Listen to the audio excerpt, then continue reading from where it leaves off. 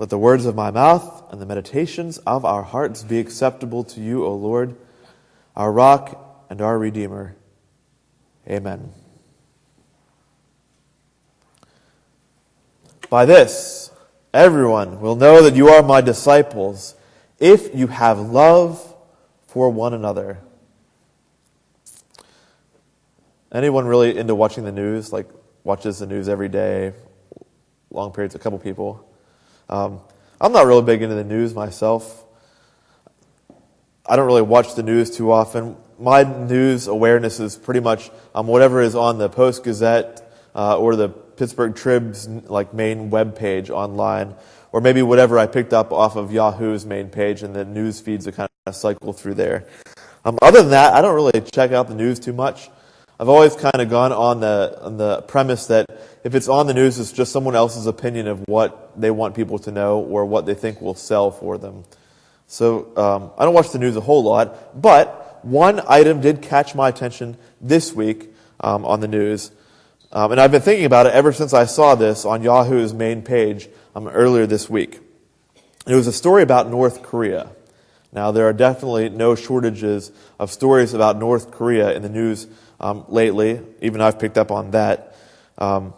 But this story was different from all the others I had seen. This was not a story about the amping up of nuclear testing. It was not about some sort of special military training for North Koreans. It was not a story about more threats towards the U.S. or from the U.S. It was about a huge movement this week of soldiers in North Korea who are putting down their weapons to help farm. You see, this is planting season in North Korea.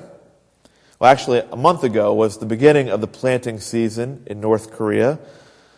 However, they had a long period of cold and wet sort of weather, and so they're behind in their planting. Therefore, they needed lots of help. All hands on deck, I guess you could say.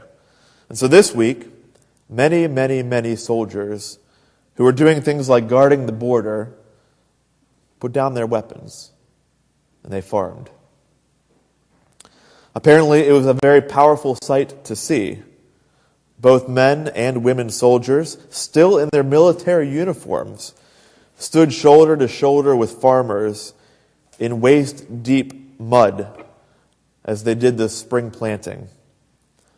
The scene was visible even from the South Korean-North Korean border, as South Koreans and even tourists from other countries stood there and watched this scene unfolding. They could see the farming from the demilitarized zone.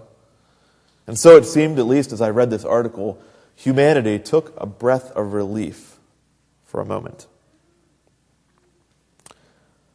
The gospel that I just read for this day is one of the most powerful statements, I think, in all of the Bible. However, we lose some of the tremendous power, all that talk about love, when we read it or hear it just in isolation, just those words we heard this morning. It's actually the conclusion of a very large section, some of the most powerful events in all of the Scriptures. And so our reading is the end of the whole 13th chapter of John. And let us go back to the beginning of the 13th chapter for a moment. The 13th chapter is what many of us would call Maundy Thursday.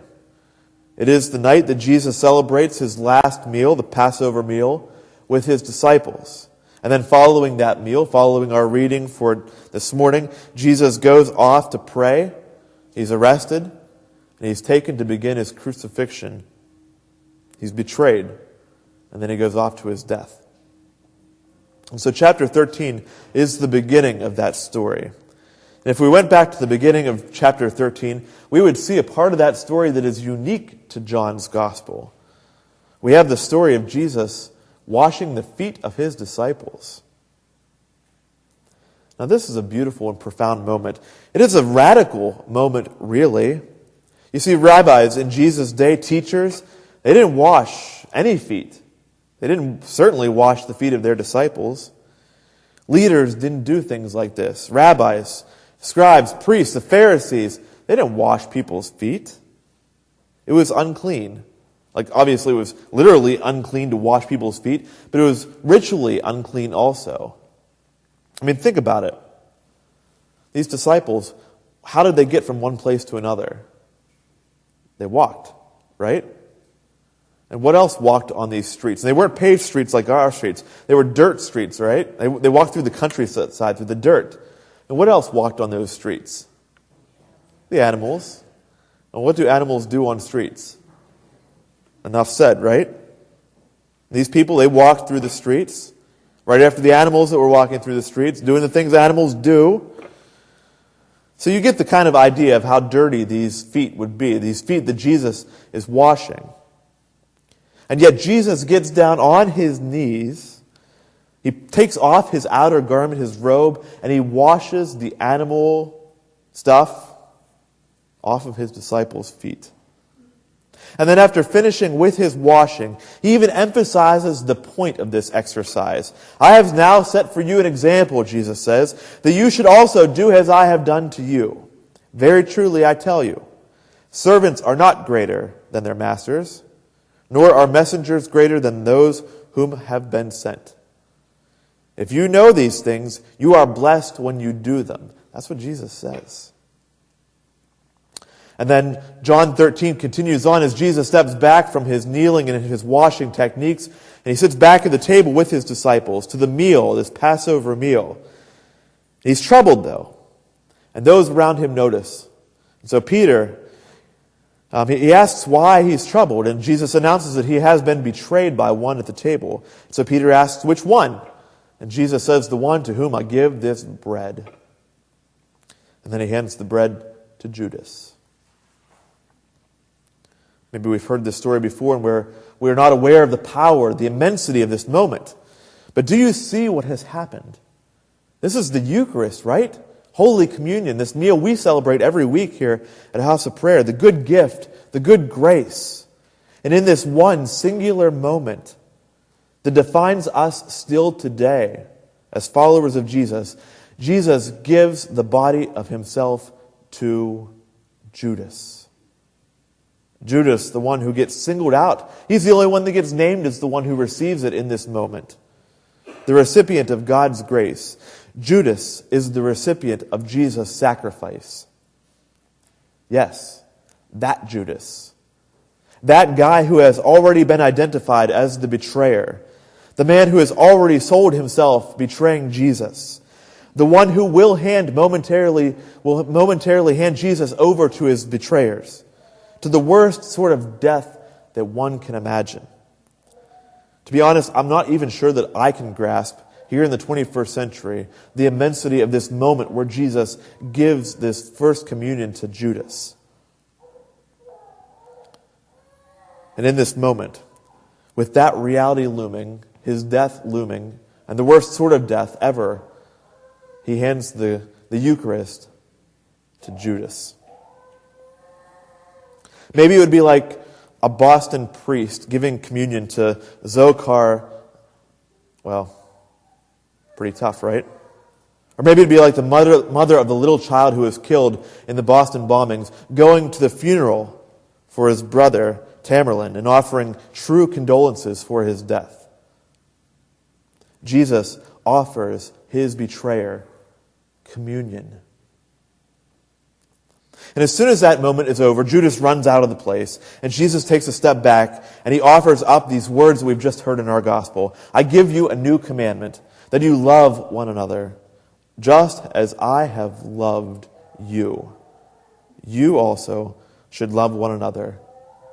And by this, then everyone will know that you are my disciples, if you have love for one another. That is powerful stuff. Friends, I do not know who has hurt you in your lives, but I know you've been hurt. I don't know who has cheated on you. I don't know who has lied to you. I do not know who has stolen from you. I don't know who has cost you jobs or set you on a path that you do not want to be on. I don't know who has intentionally tried to make your life hell or who has said terrible things to you or your family. I don't know who has blackmailed you or sabotaged your work. But I do know that we all know these things. I know them, and you know them. And I also know that there is an easy way, perhaps even a natural way, to respond in those moments. It is easy to act in ways of retribution, in anger, in vengeance. I see it, you see it, we see this all the time. Anytime we talk of terrorism on a national scale, we always hear words from our politicians about retribution, about using any act of violence and force necessary to stop the other. And I also know that that does not work. It hasn't worked for thousands and thousands of years. In that same article about the North Korean soldiers putting down their weapons to grab plows, there were North Korean military leaders saying things about still being ready to fight. If provoked, those soldiers will jump back into their gunly ways of living, and they will still use nuclear weapons if necessary. And that will not work either. Fighting back, retribution, does not work. The answer is simple. By this, by your love, everyone will know that you are my disciples, if you have love for one another. We know the answer. It's the implementation that's tough. Can you imagine if the people on the other side of that Korean fence would have put down their guns also this week? What if they would have put down their guns and crossed over that DMZ, demilitarized fence, and got into the waist-deep mud also? What message would have been sent if South Koreans, if Americans, and the rest of the world stood shoulder to shoulder with the folks from North Korea to make sure they had enough food to feed their people? Jesus invites us to put our guns down. Maybe not literally our guns. Maybe we don't have literally guns, but Jesus invites us to put away all of our vengeance and our anger. God knows those emotions are understandable. We've been hurt bad from time to time, every one of us here. But put it down. Please put it down. God invites you into a way of living with one another and loving each other that is different from that. I pray that you would seek the path of love, radical love. Because that's what it is to love some people in life, right? It's radical. There's no other way of saying it. I mean, figure out ways of destroying their anger and their rage with your compassion and love. Frustrate them by not giving in to their ways. Love them out of their mindless hate. Maybe it's time for us to cross over to the other side of the fence and stand with our enemies in love. Amen.